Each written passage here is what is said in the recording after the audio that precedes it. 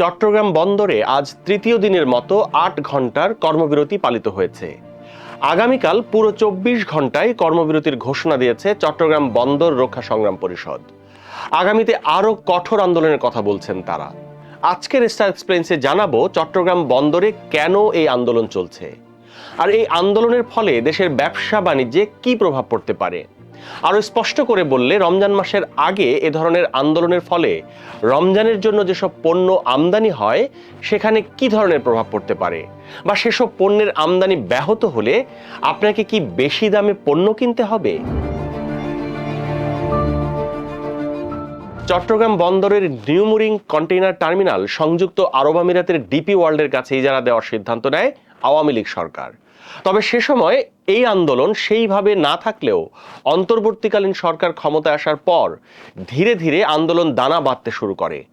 আন্দোলনকারীদের যুক্তি হলো, যেহেতু এরই মধ্যে বন্দর স্থাপন করা হয়ে গিয়েছে এবং সেটি সরকারের টাকায়, তাহলে ডিপি ওয়ার্ল্ড এখানে কি বিনিয়োগ করবে এবং তাকে কেন এই বন্দরে নিয়োগ দেওয়া হবে।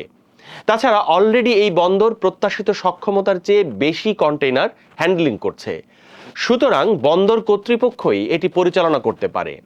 অন্যদিকে সরকারের যুক্তি হলো, আমাদের দেশে বন্দরের সুযোগ খুবই কম, অথচ যে হারে দেশের আন্তর্জাতিক বাণিজ্য বাড়ছে তাতে বন্দরের দক্ষতা বাড়ানো দরকার।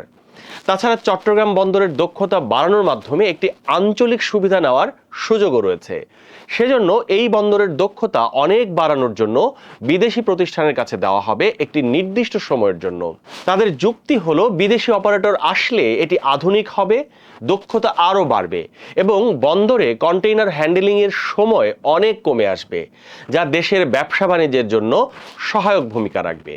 এদিকে বর্তমানে আন্দোলন এমন পর্যায়ে পৌঁছেছে যে বন্দরের স্বাভাবিক কার্যক্রমই বন্ধ হয়ে যাচ্ছে।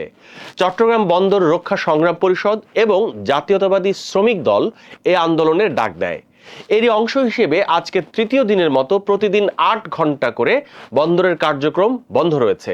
ফলে এই সময়ে বন্দরে পণ্য ওঠানো নামানোর কার্যক্রম চালানো যাচ্ছে না এবং বন্দর থেকে পণ্য খালাস কার্যক্রমও প্রায় পুরোপুরি বন্ধ হয়ে যায়। এরই মধ্যে ৩ ফেব্রুয়ারি মঙ্গলবার সকাল ৮টা থেকে একটানা ২৪ ঘন্টা কর্মবিরতি কর্মসূচি ঘোষণা করা হয়েছে। এদিকে আন্দোলনকারীরা বলছেন, আন্দোলন করায় অনেককে বদলি করা হচ্ছে। যেসব কর্মচারীকে বদলি করা হয়েছে তা প্রত্যাহার করা না হলে আরও কঠোর কর্মসূচি ঘোষণা করা হবে। ফলে পরিস্থিতি আরও খারাপের দিকে যাচ্ছে। এবার আসি এই আন্দোলনের ফলে দেশের ব্যবসা বাণিজ্যে কিংবা আপনার উপর কি প্রভাব পড়ছে সেই আলোচনায়। ৮ ঘন্টার কর্মবিরতির ফলে কতটুকু ক্ষতি হয় তার একটা নমুনা দিচ্ছি।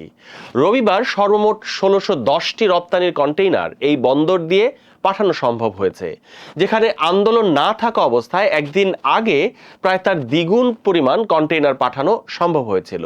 ফলে যে জাহাজ কন্টেইনার নিয়ে চলে যাওয়ার কথা তাদেরকে বাড়তি দিন অপেক্ষা করতে হচ্ছে।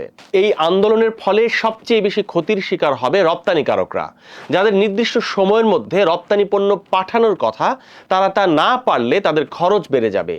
পাশাপাশি কন্টেইনার জট তৈরি হতে পারে, যা গোটা রপ্তানি খাতকে প্রভাবিত করবে। একইভাবে আমদানিও ব্যাহত হবে, অর্থাৎ প্রভাব পড়বে গোটা ব্যবসা বাণিজ্যের উপর। এদিকে রমজানে আমাদের যেসব পণ্য প্রয়োজন হয় সেগুলোর আমদানি এখনো চলছে। এ অবস্থায় পণ্য আমদানি করতে দেরি হলে কিছুটা প্রভাব পড়তে পারে এসব পণ্যের দামের উপর। এমনিতেই রমজানে নানা অজুহাতে পণ্যের দাম বাড়ে, ফলে কষ্টে পড়ে যায় নিম্ন আয়ের মানুষ। এই অবস্থায় বিশ্লেষকরা মনে করছেন, সরকারের উচিত বিষয়টি দ্রুত সমাধান করা, যেন দীর্ঘদিন ধরে বন্দরের কার্যক্রম ব্যাহত না হয় এবং দেশের গোটা রপ্তানি খাত এবং আন্তর্জাতিক বাণিজ্য ক্ষতির মধ্যে না পড়ে।